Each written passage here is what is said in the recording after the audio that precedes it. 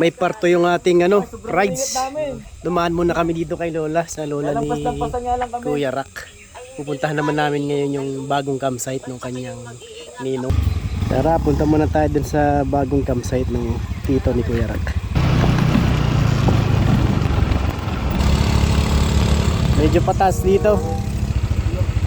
Hinahinay lang sa pag-akyat. Doon na lang oh. Medyo matarik dito guys. Ingat lang dito.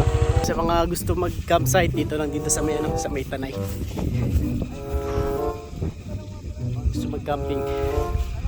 Ganda. Pahingi pong bayabas. Oh. May libre pa tayong bayabas. Ito ay bayabas. Wow, bayabas. Ah, yun ba yun? Ay, sorry. Wala kami ay pumitas na ng bayabas. Akit muna tayo din sa tower.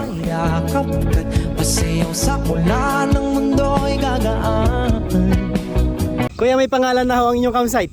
May pangalan na ho ang inyong campsite? Wala pa. Pero ang pangalan dito, Mount of Blue Sea. Mount of Blue Sea.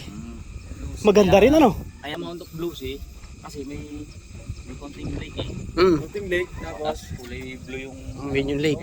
Mount of Blue Sea. ah, Blue Sea. Mount of Blue Sea. Pwede nang gawa ni Kuya ng Facebook page yan. Para makapalo na kami oh. Mount of Blue Sea, dito yan sa may Tanay. Bakit tuhaw, sayaw, bakit ikaw ibibitaw, sayo, laging ikaw. Hala. Whew. Nakarating din, safe. Ayun na, thank you. Kamusta?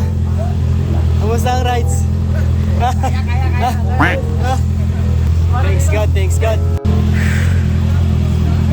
Bitin pa sa ride si Kev to. Baka magbuhat pa na rin mamaya oh. Nabitin pa.